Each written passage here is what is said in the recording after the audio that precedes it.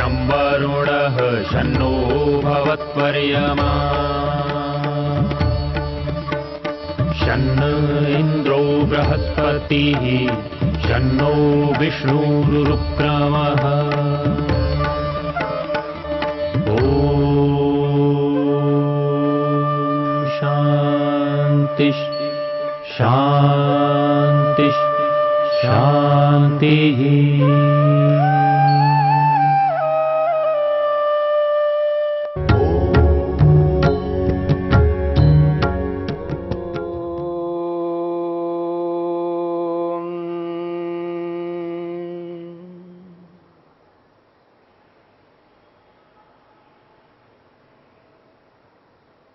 मन की 5वीं वृत्ति चल रही है, स्मृति वृत्ति।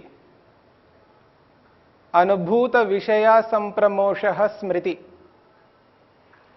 पहले जो जो हमने अनुभव किया है, उन अनुभव किए हुए विषयों को न भूलने का नाम स्मृति है, स्मृति वृत्ति। जो जो हमें याद आ रहा होता है, जिसको हम स्मरण कहते हैं, उस स्मरण को ही यहां स्मृति शब्द से कहा गया है। आपने स्मृति के संदर्भ में सुना है, स्मृति तब आती है जब हमने किसी को अनुभव किया है, चाहे वो प्रत्यक्ष करके अनुभव किया हो। पांचों ज्ञानेंद्रियों से जिस जिसका हमने प्रत्यक्ष किया, उस प्रत्यक्ष को पुनः दोबारा जब हम स्मरण करते हैं, याद करते हैं, उसको स्मृति कहते हैं। यदि हमने अनुमान करके अनुभव किया हो, अनुमान प्रमाण के माध्यम से अनुभव किया हो, उस अनुभव को दोबारा जब हम याद करते हैं, उसका नाम स्मृति है।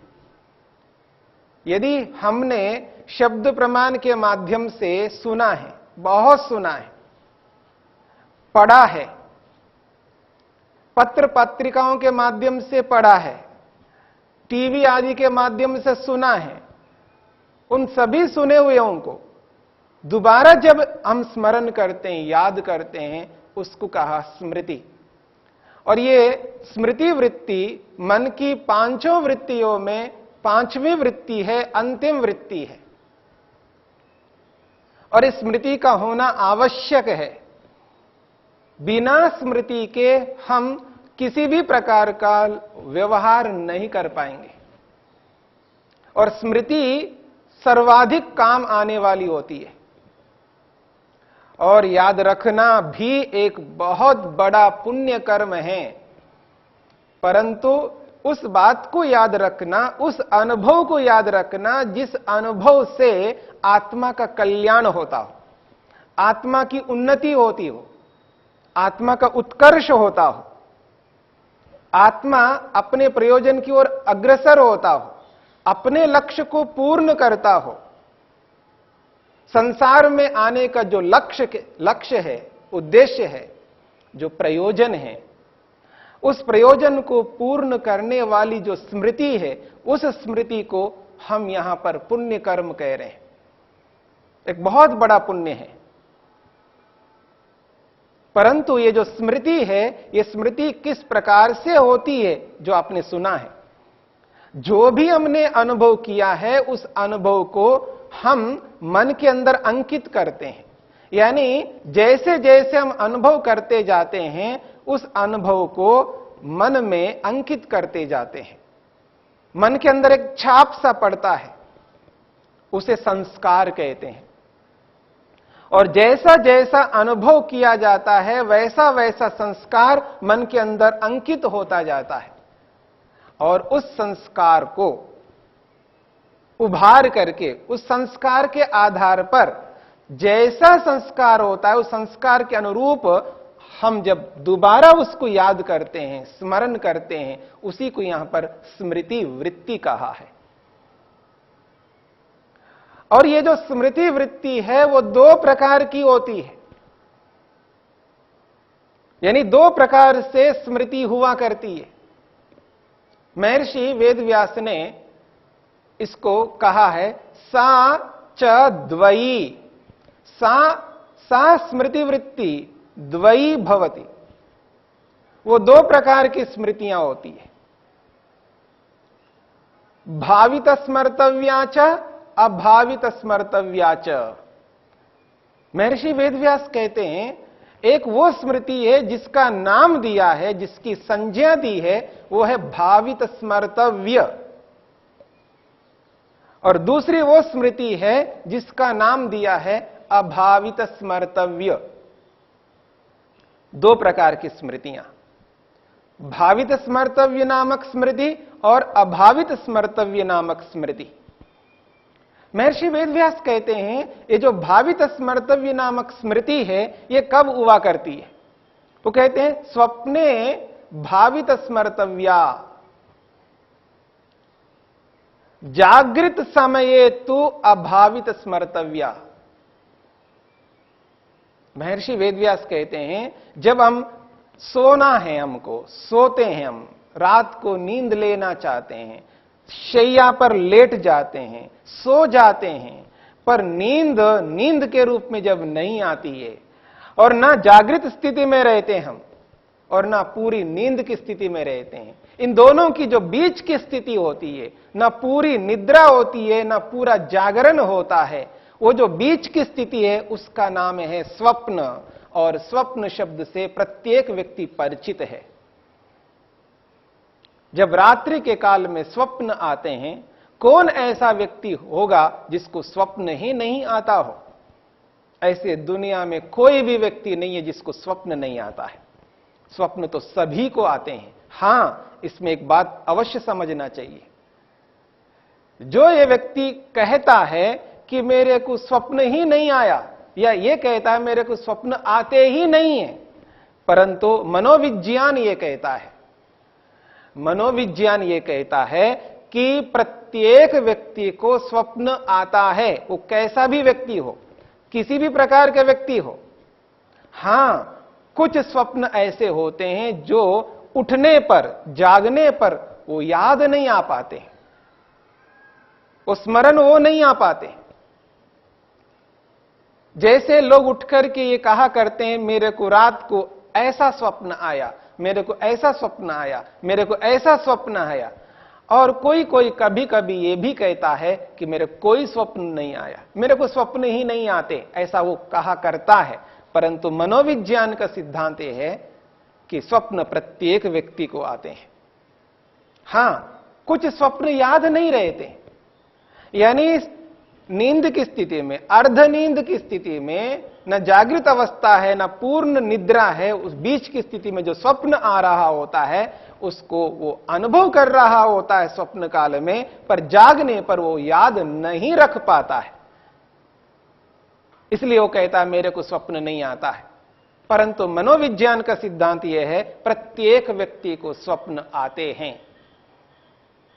और यहां पर महर्षि वेदव्यास कहना चाहते हैं भावित स्मर्तव्या, वो जो स्मृति है स्वप्न काल में आने वाली स्मृति, स्वप्ने भावित स्मर्तव्या, स्वप्न में भावित स्मर्तव्य नामक स्मृति आ रही है। ये जो भावित स्मर्तव्य जो नाम दिया है, इसका हिंदी में हम अर्थ कहते हैं काल्पनिक, कल्पना से युक्त स्मृति है, कल्पना से युक्त अनुभव है। स्वप्न काल में जो अनुभव हो रहा होता है वो काल्पनिक होता है, यथार्थ नहीं होता है, इसलिए उसका नाम दिया है भावित। कल्पना से उत्पन्न किया गया है, जो कल्पना से उत्पन्न किया गया होता है उसको भावित शब्द से कहा है। स्मर्तव्य का मतलब स्मरण करना। जो कल्पना से जो अनुभव किया है हमने निद्रा के काल में, अधूरी निद्रा के काल में, उस कल्पना से अनुभव किए हुए को हम जब कहते हैं कि उठने के बाद में मेरे को ऐसा स्वप्न आया है, उसका नाम है भावित स्मर्तव्य नामक स्मृति। क्या होता है, क्या किस प्रकार की कल्पना होती है, क्या व्यक्ति को दिखाई देता है स्वप्न में, इस बात को सभी जानते हैं। ऐसा अनुभव होता है स्वप्न में जब कभी हमने ऐसा नहीं किया हो। उदाहरण के लिए कोई व्यक्ति आकाश में उड़ रहा हो, हाथों को हिलाता हुआ वो आकाश में उड़ रहा होता है।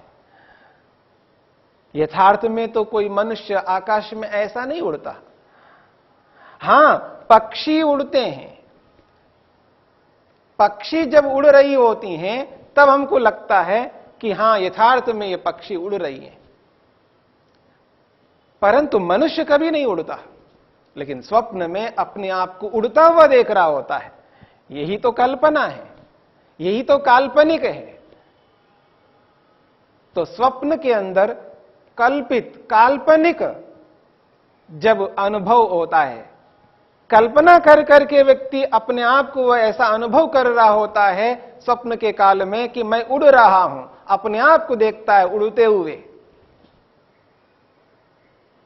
और इसीलिए वो प्रातःकाल उठने के बाद बोलता है, मैं तो रात के काल में उड़ रहा था, पक्षी की तरह उड़ रहा था, बहुत तेजी के साथ जा रहा था आकाश में।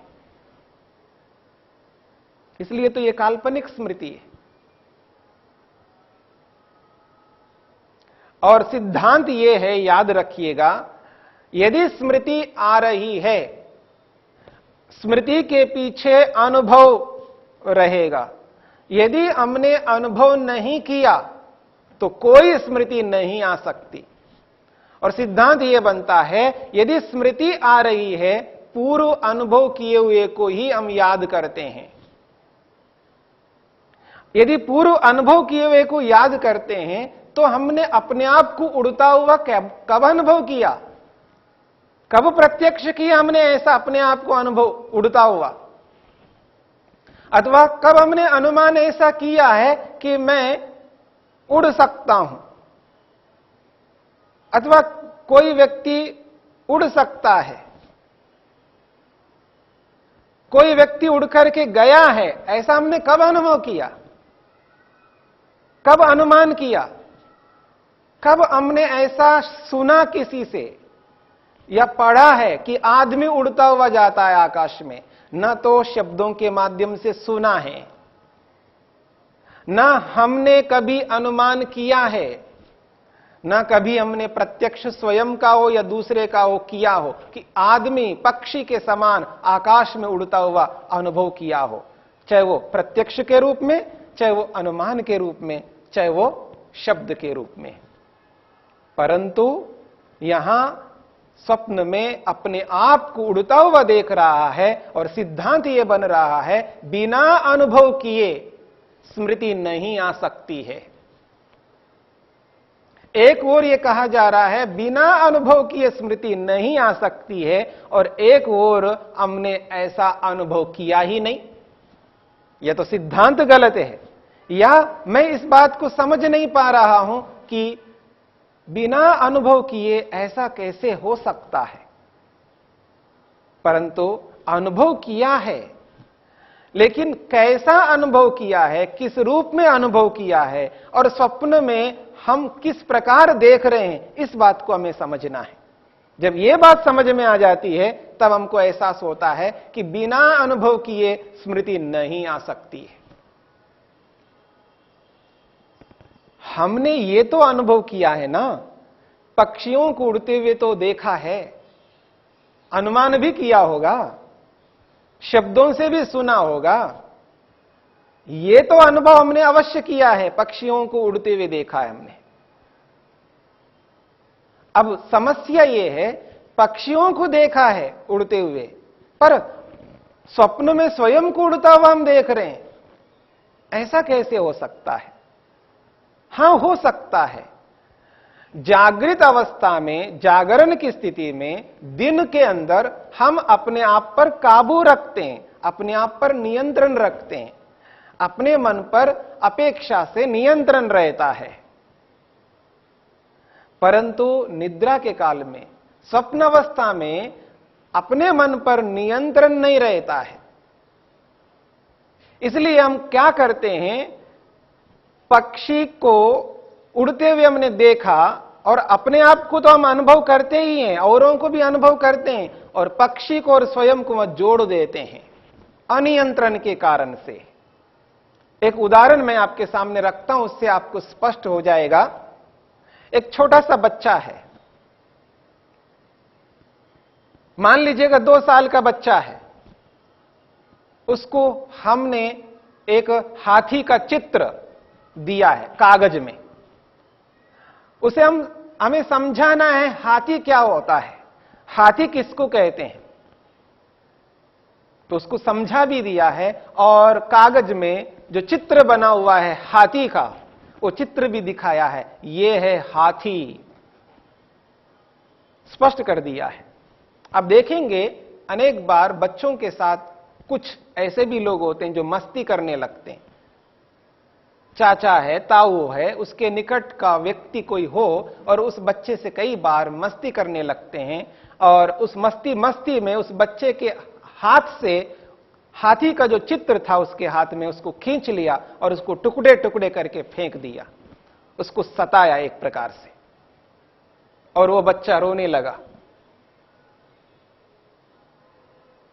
और उसको हमें सिखाना भी है, आपको हाथी के बारे में बताया है, अब एक काम करो, वो जो टुकड़े टुकड़े हुए हैं कागज के, उन सबको इकट्ठा करो और उन सबको जोड़ दो। और बच्चे ने उन टुकड़ों को जोड़ दिया, लेकिन जोड़ा ऐसा है, सूंड के सामने वो पूंछ लगा दिया और पूंछ के स्थान में सूंड लगा दिया। बच्चे ने क्या किया है, बच्चे ने सूंड जहां होता है वहां पर पूंछ लगा दिया है और पूंछ के स्थान में सूंड लगा दिया है। फिर उसको देख रहा है व्यक्ति। हाथी को उसने अनुभव किया है, पहले बताने पर उसको बोध हुआ है हाथी ये है, परंतु जब उस हाथी को वो व्यवस्थित कर रहा था, लेकिन वो व्यवस्था जो की उसने वो गलत ढंग से की है। सूंड के स्थान में सूंड को रखना है, पूंछ के स्थान में पूंछ को रखना है, वो नहीं रख पाया। क्यों नहीं रख पाया? यहां उसका अज्ञान है, उसको उस तरह का बोध नहीं है, पूरा उसको जानकारी नहीं है। जब अज्ञान से युक्त व्यक्ति होता है, ना समझ से युक्त जब होता है व्यक्ति, तो गलत कर बैठता है। तो जागृत काल में छोटा सा बच्चा है, छोटे से बच्चे को अज्ञान के कारण से हाथी को हाथी के रूप में नहीं समझ में आया है, वो गलत ढंग से उसको समझ लिया है। ठीक इसी प्रकार से स्वप्न में हमें नियंत्रण नहीं रहता, मन पर नियंत्रण नहीं रहता है, क्योंकि हमने पक्षी के संस्कारों को भी रखा है अपने मन के अंदर, पक्षी के अनुभव को भी अंकित किया है मन में, और स्वयं के और अन्य मनुष्यों के अनुभवों को भी मन में अंकित किया है। और जब हम रात्रि में पूरी नींद जब नहीं होती है, आधी नींद होती है, जिसको हम स्वप्न कहते हैं, उस स्वप्न काल में वो जो अनुभव हमने किया है, उस अनुभव को हम वहां एहसास करने लगते हैं। तो हाथी को जैसे बच्चा गलत ढंग से अज्ञान के कारण से गलत समझ रहा था, वैसे अनियंत्रण के कारण से मनुष्य के साथ में पक्षी के पंख हम लगा लेते हैं। एक संस्कार को मनुष्य का लिया और एक संस्कार को हमने पक्षी का लिया, दोनों को जोड़ा तो हमको हाथी, जैसे बच्चे को हाथी का जिस रूप में स्वरूप दिखाई दिया, वैसे ही अनियंत्रण के कारण से मनुष्य के साथ पक्षी के अनुभव को जोड़ करके हम अपने आप को देखते हैं, तब जाकर के हम उड़ रहे हैं ऐसा दिखाई देता है। यही भावित स्मर्तव्य है, काल्पनिक स्मृति है।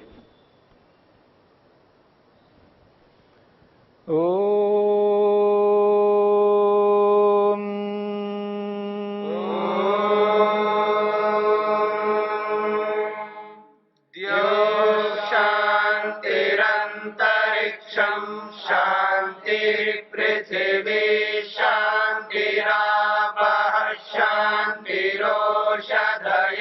शांतिः वनस्पतयः शांतिर्विश्वे देवा शांतिर्ब्रह्म शांति सर्वं शांति शांतिरेव शांति क्षमा शांतिरेधि। ओम शांति शांति शांति।